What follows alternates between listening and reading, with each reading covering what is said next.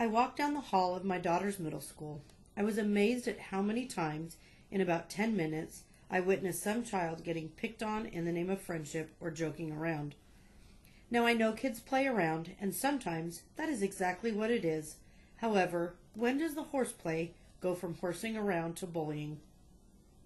According to the U.S. Department of Health and Human Services, bullying is defined as intentionally aggressive, usually repeated, verbal, social, or physical behavior aimed at a specific person or group of people. According to an annual review of law and social science published in December 2012, there are 4 main forms of bullying: emotional or relational, verbal, physical, and cyber. Physical bullying can include such things as shoving, pushing, punching, knocking books out of your hand, etc. Mental bullying can include ignoring someone, excluding someone from a group, spreading rumors, and even making jokes about them. Verbal bullying can include name-calling, teasing, taunting, and also threatening someone. Cyberbullying involves the use of electronic devices and include instant messaging, emails, chats, websites, online games, and social networking with text messaging. With advances in technology, cyberbullying methods have become more accessible with Instagram, Facebook, Twitter, FaceTime, Skype, YouTube, and many, many more. With cyberbullying, the bullies are often more brash because they can say whatever they want about a person, and they feel safe in doing so because they aren't saying it directly to that person's face. Cyberbullies know that their attacks can spread like a wildfire with just one click of a mouse, and that is one reason why an attack from a cyberbully can be so hurtful to their victim. It doesn't take much effort to spread an embarrassing cell phone picture or slanderous text about a person to the entire student body. Even with the new technology, however, the majority of bullying still takes place at school. 1 in 3 students say they have been bullied at school. According to one study, 29% of middle school students had experienced bullying in the classroom.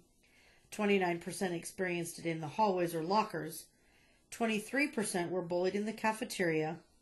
19% were bullied during gym class. And 12% of bullied kids couldn't even escape the torture in the bathroom. No matter what form it takes, bullying has many effects on students, teachers, and parents. Students can and often do drop out of school. Many lose focus on their academics as they worry about the bullying and their grades will fall. Students can become withdrawn and isolate themselves from everyone. Many times, bullying can lead to severe depression and in sad cases, suicide. Bullying that takes place in school can impact a child for life.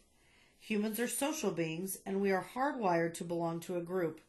When children are bullied, some tend to internalize these experiences, blaming themselves for the victimization and expecting the poorer treatment to continue. In addition, bullying can lead to tragedies, like the one that unfolded at Columbine High School in 1999. The victim of the bully feels the only way out of their situation is to either kill themselves or kill the bully. Sadly, though, they end up hurting more than the bullies and themselves. They also hurt innocent people. Recent studies have shown that people who have been the targets of bullying can suffer from long-term emotional and behavioral problems. Bullying can cause loneliness, depression, anxiety, lead to low self-esteem, and increased susceptibility to illness.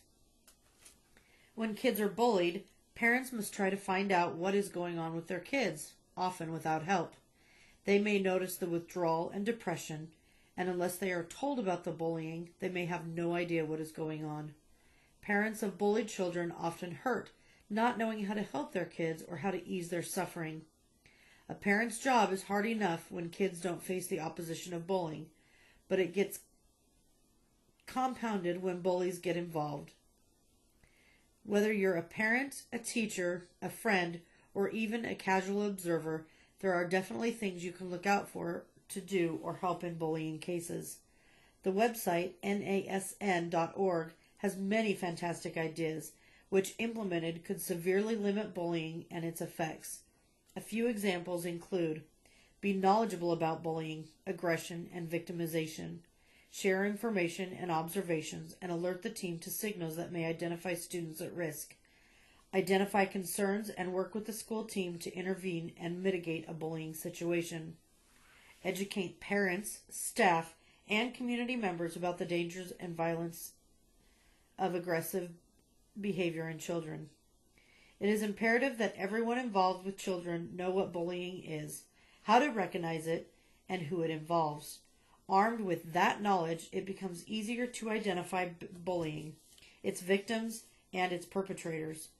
When bullying is identified early, it can be stopped early and effects can be minimized. Bullying is not a new thing, but teaching people about it certainly seems to be. In recent years, many schools have begun anti-bullying programs in an effort to raise awareness, with the end goal being putting a stop to bullying in all forms. Similar to the DARE program, anti-bullying programs aim to educate kids and teachers about the dangers of bullying, whether violent or otherwise. Armed with this knowledge and true concern for kids, opponents can take on bullying and work to bring it to an end. Since bullying often takes place in schools, the more people in the know and on the lookout, the harder it will be for students to bully each other. In addition, if they share information with each other pertaining to known bullies or students who may be susceptible to bullying, they can, essentially, multiply their presence and limit bullying opportunities. In addition, there will be fewer instances of a bully claiming that another teacher knows and approves of inappropriate behavior, since all teachers will be on the same page. Shared information between staff and administration, including parents, can create a multi-pronged attack on bullying. Often students, even those who bully others, have a favorite teacher or principal. If that teacher is well informed and on board with ending bullying, they can talk with the bullying student and help them see the errors of their ways. A trusted counselor or principal can help the bully understand the possible consequences of their actions. A concerned, loving parent or friend's parent can help to guide them back into the right track. The more concerned who are getting involved, the better chance of successfully diverting a bully away from their harmful actions. There are many different types of bullying, but an equal number of ways to stop it from happening. It needs to start with us. Parents need to do their part by educating their children before they send them off to public schools, so they know what types of behavior are acceptable and what types are not. If children are taught to be more courteous, kind, tolerant, and understanding of others, they will be far less likely to become bullies when they go to school. Parents should always teach their children to be comfortable in their own skin. If kids are sent off to school with strong self-esteem and a positive attitude, it will act as an armor to protect them from any encounter with a school bully. Bullies tend to pick victims who are socially inept or mentally or physically beneath the bully in their minds. Removing these targets will help to minimize bullying opportunities. In addition, parents need to be responsible for teaching their kids that bullying is wrong and that it is unacceptable behavior in any social setting. If everyone lived by the golden rule, do unto others as you would have them do unto you, there wouldn't be the issue of bullying. We would all do well to think twice before we teased others so that it didn't go too far. If we worked to have every interaction with others be positive, our world would be a much better place.